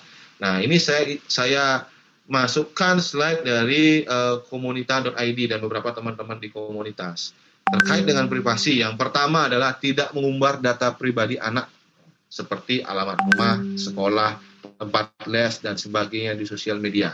Apa risikonya Bapak Ibu? Ya, standar Bapak Ibu, penculikan dan sebagainya. Dan penguntitan dan sebagainya, itu ada kasus yang sudah banyak terjadi. Yang kedua, tidak mengikut sertakan anak pada lomba-lomba di sosial media, Bapak Ibu. Mohon hati-hati. Di situs pedofil itu banyak sekali foto-foto orang beredar. Kalau kami di IT ada namanya deep web, Bapak Ibu. Nah, itu di sana, seremnya namanya deep web tuh, serem luar biasa. Termasuk akunnya Zoom di situ banyak disebar, akun kartu kredit orang dan sebagainya. Dan termasuk foto-foto ini. Dan Bapak Ibu pernah ingat ceritanya kasus Ruben Onsu. Tiba-tiba anaknya Ruben Onsu dijual di OLX, itu kan problem Bapak Ibu. Itu karena si yang mengunggah video itu karena dia dendam dengan orang tuanya. Nah ini.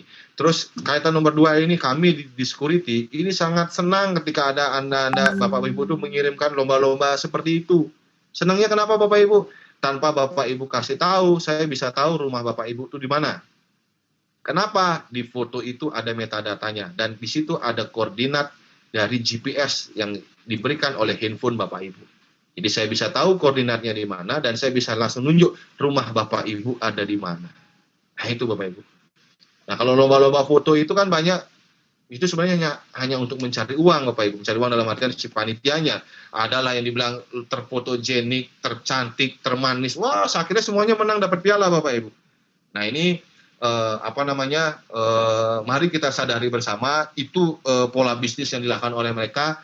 Dan sekarang saya sudah ceritakan, mudah-mudahan Bapak Ibu tidak melakukan hal yang seperti itu lagi. Terus yang ketiga, tidak memposting foto anak tanpa busana. Nah ini lagi terkait dengan pedofil, dan tentu juga masalah etika kita berinternet. Jadi tidak boleh mengupload foto yang telanjang walaupun itu anak-anak. Kembali lagi masalah pedofil dan sebagainya. Yang keempat, tidak mencantumkan lokasi di sosmed saat memposting foto anak. Ini terkait dengan stalking. Atau terkait dengan kalau kami di intelijen biasanya kalau mau ngamatin seseorang itu dari salah satu dari sosmed Bu. Jadi ini kesini, besoknya dia kesini, dia kesini, kan biasa Bapak Ibu posting di mana, chatting apa segala macam itu. Nah ini menjadi problem. Yang kelima, tidak membagi semua informasi tentang anak di internet. Nah yang keenam, mengatur privasi sosmed sebelum bagian foto atau anak. Mungkin hanya keluarga saja yang bisa dapat melihat. Mungkin hanya ingin share untuk keluarga saja. Jadi keluarga saja yang bisa melihat. Kira-kira seperti itu. Ini saya tambahkan sedikit supaya kita bisa sharing terkait dengan itu. Nah, ini sekarang TIK-nya. Tadi yang diminta langsung ke teknisnya. Ini tools yang dapat dimanfaatkan oleh orang tua untuk menjaga atau mengamankan anak-anaknya dari beberapa risiko yang kita sudah sebutkan tadi. Pertama, terkait dengan Google Safe Search. Nah, ini Bapak Ibu tolong tambahkan di pojok kanan di gambar saya itu ada lambang titik 3. 3 itu kan ya. Nah, itu diklik lalu cari settingan penelusuran. Nah, ini dia. Buka halaman Google, kemudian di bawah bagian setelan, cari filter Safe Search. Lalu centang kotak di samping filter hasil yang berisi konten tidak pantas. Nah ini dia Bapak Ibu, di gambar nomor 2 di sebelah kanan, file Safe Search. Bapak Ibu bisa lihat di sana, filter hasil yang berisi konten tidak pantas. Klik bagian bawah halaman, lalu simpan, standar. Nah, ini Bapak Ibu membantu walaupun tidak 100% akurat, namun dapat membantu untuk menghindari hasil pencarian dengan konten-konten tidak pantas. Misalnya, mohon maaf nih, kalau di sini kan sudah dewasa semua. Kalau itu dipasang, misalnya tarian seksi bigo gitu misalnya, nah, itu dia tidak akan kelihatan. Nah, ini saran saya sebelum memberikan gadget ke anak, ini sudah disetting terlebih dahulu. Jadi supaya apa yang mereka searching setidaknya dapat difilter. Lalu yang kedua, YouTube, Bapak Ibu. Nah, ini tadi yang nomor satu, aplikasi nomor satu adalah YouTube. Gunakanlah mode terbatas. Nah, ini sudah ada panduannya di sini. Pertama, Bapak Ibu buka setting, lalu pilih general. Setelah pilih general, di sebelah kanan, paling kanan, gambar paling kanan ada menu restricted mode. Itu diaktifkan. Ini juga sama, ketika mengaktifkan ini, maka konten-konten yang sudah diketahui oleh YouTube itu tidak pantas atau tidak wajar, tidak pantas terutama untuk anak-anak di bawah umur, nah maka dia tidak akan bisa ditampilkan. Nah ini bapak-bapaknya biasanya harus ngalah ya. Nanti kalau bapak-bapaknya ingin nonton lagi, ini dilepas dulu Pak. Kira-kira seperti itu. Ya memang juga tidak 100%, tapi setidaknya bisa menghindari atau mengurangi lah konsekuensi. Lalu, nah ini biasanya dilema Bapak Ibu, gunakan YouTube Kids. Kalau Bapak Ibu cukup ini ya sayang dengan anak, ya ini harus diinstal. Kalau bisa YouTube-nya yang ada, yang untuk dewasa dihilangkan. Jadi gunakanlah YouTube Kids. Gitu. Jadi YouTube Kids ini kita install karena ini memang khusus untuk anak-anak usia di bawah 8 tahun. Nah, di situ Bapak Ibu ada lihat 3+, nanti kita akan jelaskan. Nah, ini YouTube Kids ini harus diinstal gitu. Nah, kira-kira seperti itu. Itu kalau kita berbicara tentang YouTube. Nah, lalu yang selanjutnya adalah mencari tahu rating usia pada game atau aplikasi.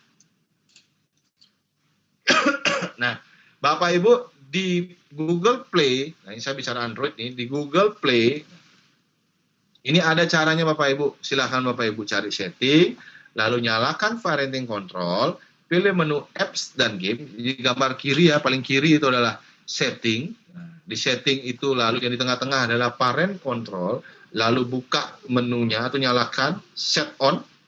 Lalu di apps dan game itu, nah ini Bapak pilih kira-kira yang mana usia menurut Bapak Ibu atau anak-anak dari Bapak Ibu.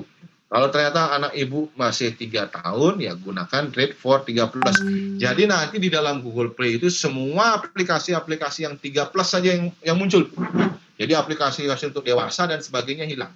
Dan anak-anak otomatis tidak menginstalnya. Dan ini selalu dipantau dan disepakati oleh orang tua. Itu. Jadi kalau saya ngomong sama anak saya ketika dia sudah 5 tahun, waktu 5 tahun, nah berarti dia sudah bisa naik dengan aplikasi atau rate-nya yang untuk usia berapa. Jadi ini memfilter, kita membantu memfilter anak-anak untuk mengakses aplikasi-aplikasi yang tidak sesuai dengan umurnya Bapak Ibu. Nah ini, saya jelaskan di Google Play karena memang mungkin sebagian banyak orang menggunakan menggunakan Android. Nah ini gunakan aplikasi parenting control. Parenting control, aplikasi parenting control itu bisa melakukan pengawasan situs web, melakukan penapisan, filtering untuk situs-situs tertentu, serta mengetahui situs apa saja dikunjungi oleh anak. Mengatur waktu penggunaan, baik waktu penggunaan untuk koneksi internet atau waktu penggunaan aplikasi game tertentu. Yang ketiga, melihat aplikasi game apa saja yang digunakan oleh anak dan mengatur aplikasi apa saja yang boleh diakses. Bisa diakses dan mengetahui lokasi anak berada di mana. Ini fungsi parenting control Bapak Ibu. Jadi kalau Bapak Ibu besok kesel, tanda kutip kesel gitu ya, maaf, anaknya tiktokan terus ya, di blok aja tiktoknya Pak, jangan dikasih. Itu, jadi ini kegunaan aplikasi parenting control. Nah, ini beberapa aplikasi yang dipakai, ada familynorton.com, K9 Web Protection, qstudio.com, dan ini rata-rata berbayar. Nah, ini yang saya kasih yang contoh, sekarang saya kasih yang tidak berbayar. Dalam hal ini saya menggunakan atau yang saya demokan sekarang ini adalah ini Bapak Ibu. Jadi ini adalah Google Family Link. Jadi punyanya Google dan fiturnya juga cukup lengkap. Jadi saya akan coba jelaskan nanti pelan-pelan dari saya memutuskan menggunakan video karena saya rasa ini yang lebih mudah dibandingkan kalau saya kasih foto-fotonya saja. Ya, Bapak Ibu, di layar Bapak Ibu sudah terlihat. Nah, silakan kalau Bapak Ibu mau mencoba langsung, silakan akses Google Play-nya, lalu cari di sana search-nya mau Family Link atau langsung ke Google Family Link, itu bisa. Jadi silakan itu diakses. Nah, saya akan play sekarang. Nah, Bapak Ibu, ini sebenarnya ada suaranya tapi saya mute saja. Silakan Bapak Ibu mencari di browser dengan nama Family Link, di Google Play. Lalu kita memulai untuk proses instalasi. Nah, silakan di start. Mulainya. Nah, ditanya apakah Anda mempunyai compatible Android untuk anak-anak, gitu misalnya.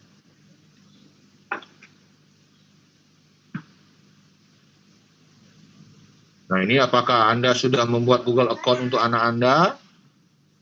Nah, itu lalu apakah memiliki link untuk family group? Ini sudah ada tahapan-tahapannya. Nah, baru kita menggunakan atau memasukkan nama anak kita atau Google identitas Google anak kita. Nah, ya, ini dia, kita masukkan namanya, siapa nama first name-nya, lalu last name-nya.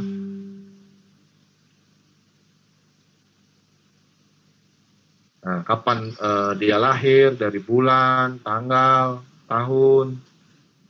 Nah, ini sudah saya siapkan juga videonya di dalam link download nanti Bapak Ibu. Jadi kalau mau lebih jelas step by step-nya, Bapak Ibu bisa ini download. Nah, apakah jenis kelaminnya cowok atau cewek. Nah, lalu siapa yang kita berikan super user untuk akses Google Service-nya. Mohon maaf Bapak Ibu, di mute dulu karena feedback dari sini. Ini super Google-nya, sebagai orang tuanya. Untuk anaknya. Masukkan username dan password-nya.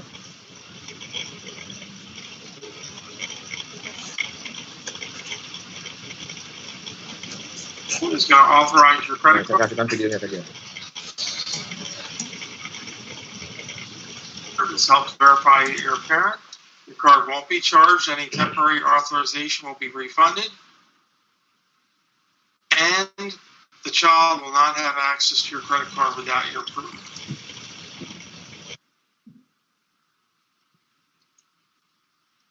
Okay. Here you have a bunch of information.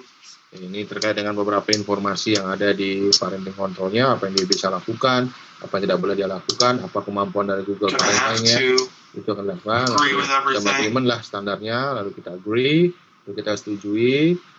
Nah, ini kalau Bapak Ibu ingin memasukkan nomor kartu kredit, seandainya memang memberikan beberapa aplikasi yang sebagian digunakan. And I'll come back to you once that's been completed. Okay, so I'm back. I've gone ahead and entered in the credit card information and done that portion of the setup. So I'm going to click next. And finally, we're going to connect the child's device. Okay, folks, so now we're on the child's device. Ini di device anak Bapak Ibu, jadi akan ada notifikasi untuk men-startnya. So we're going to go ahead and set this up like we would a regular Android device. However, we're going to use the child's account. We're going going to set Iya. this up as a Oke, Pak Krisna. Ya Ibu. Halo, Pak Krisna. Iya. Masih Ya, banyak? Ibu. Iya. email. Oke. Ya. Karena waktu kita sudah mau gini ya. Oke, siap. Saya nggak lihat jam, jam berapa ini, Bu? Ya, kita Ya. masuk sesi diskusi lagi. Mungkin ada pertanyaan, teman-teman. Ya, Kira-kira silakan. teman-teman boleh bertanya langsung enggak, Pak Demet nih? Teman-teman bisa bertanya langsung atau tidak dia? Oke. Jadi Bapak dan Ibu guru hebat, nanti videonya kan dilampirkan Pak ya, biar bisa teman-teman install sendiri di rumah, pelajari videonya. Jadi luar biasa sekali tadi Pak Krisna ya. Jadi banyak sekali tool-tool yang sesungguhnya jujur saya juga baru tahu ini Pak Krisna. Ini luar biasa, ini dapat ilmunya sekarang nih. Mungkin banyak orang tua juga yang baru tahu, oh ternyata ini loh yang harus dibatasi. Karena kita kan kadang tidak tahu apa sih yang dilakukan anak kita, benar belajar ataukah dia mengakses hal-hal yang lain. Ternyata ini benar luar biasa sekali materi yang diberikan Pak Krisna ini. Oke, Bapak dan Ibu guru hebat, silakan kalau masih ada pertanyaan, apakah di YouTube-nya masih ada? Ntar saya cek dulu Pak ya. Yes, ya. Pak Krisna, ini ternyata ada satu tadi karena kepanjangan katanya Pak Krisna tadi. Padahal ini menyangkut yang 7 langkah tadi ya, yang 7 langkah tadi kan bagus sekali. Apa sih yang harus kita lakukan untuk anak-anak kita itu ya? Nah, ini ada pertanyaan, izin bertanya. Jadi intinya terima kasih kepada atas 7 langkah tersebut. Jika benar diterapkan memang bagus. Namun saya melihat ada kendala dalam melakukannya. Sebagian orang tua mengambil cara mudah dalam mengasuh anak dengan memberikan gadget. Itu dilakukan karena banyak faktor, salah satunya kesibukan. Selain itu, faktor pekerjaan dan segmen ekonomi juga sangat mempengaruhi penerapan langkah-langkah tersebut. Contohnya, jika orang tua yang perlu bekerja sepanjang hari akan sangat susah mengikuti langkah tersebut. Masalah-masalah anak tentang internet tadi muncul dari kalangan yang seperti ini. Bagaimana tanggapan Pak Krisna tentang hal ini? Mungkin ini solusinya tadi yang dipaparkan ya Pak ya. Nih, silakan ditanggapi dulu Pak Krisna. Ya, terima kasih Bu Sri. Ya, tentu Bapak Ibu, kalau kita berbicara aktivitas kita sebagai pekerja lah seperti itu, tentu permasalahannya adalah kita bekerja sepanjang hari. Mungkin ya mohon maaf kalau saya pun di dosen mengajar itu kadang-kadang saya harus datang ke kantor jam 8 dan harus pulang jam 10 malam. Tapi ya kembali lagi ini adalah komitmen bahwa anak kita harus mendapatkan yang terbaik dari kita, termasuk juga bagaimana kita mendidiknya dia dan memberikan asupan-asupan terkait dengan penggunaan teknologi. Nah, bicara tentang itu, yang pertama ya pasti adalah sebuah komitmen. Jadi kalau mohon maaf kalau saya izinkan saya diskusi apa yang saya lakukan dengan istilah kita ngobrol itu dalam artian bahwa apa yang harus kita lakukan. Kalau saya sibuk dia harus seperti apa, kalau dia sibuk saya harus seperti apa. Tetap anak adalah yang utama. Lalu yang kedua adalah ya betul sekali Bu Sri katakan bahwa ketika kita kasih gadget ini, parenting control ini akan jalan. Jadi saya menggunakan aplikasi Family Link ini dan itu diketahui oleh anak saya. Jadi tidak ada yang disembunyikan dari mereka. Semua tahu dan semua tahu bahwa konsekuensinya apa, aplikasi apa yang boleh, aplikasi apa yang tidak. Adik atau kakak ini sedang dimonitor loh, papa udah pasangin begini. Jadi mereka tahu. Semua itu mereka tahu. Dan pada satu titik, misalnya kita sepakat bahwa jam 9 malam itu handphone sudah tidak jalan, dan ketika parenting control ini dipasang Ibu, jam 9 langsung handphone ini nggak akan bisa dipakai sama sekali. Nah, dia tahu udah jam 9, ya udah jam 9 katanya, kita harus handphonenya Bu.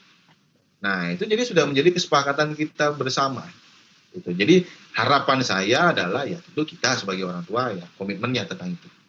Begitu. Iya. Oke, luar biasa Pak Krisna. Ini saya nyambung lagi sedikit Pak Krisna ya. Di sini kan benar sekali tadi ada kerjasama. Nah, terkait situasi pandemi ini sekarang ini Pak Krisna, di mana guru-guru kan banyak sekali memberikan penugasan kepada anak-anak gitu ya. Nah, termasuk parenting control tadi kan juga sudah mengatur, itu luar biasa. Tetapi memang harus ada komitmen.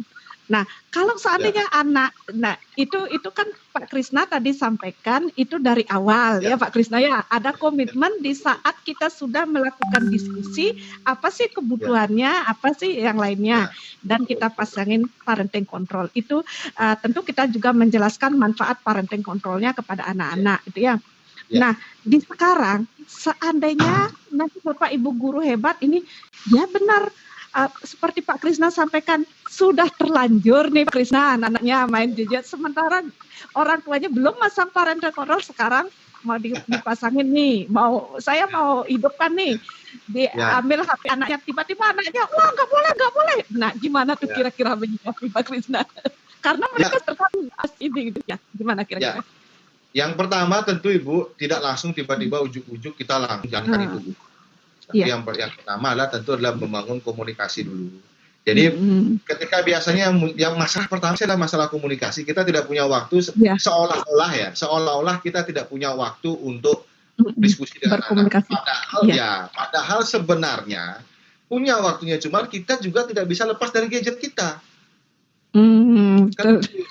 Itu yang kita sadar kayaknya. bahwa ini kita harus pegang kok Bu, setiap 2 menit dilihatin ada yang masuk nggak WhatsApp-nya atau apa. Ini kita pribadi dulu yang mendetoks diri kita dulu Bu.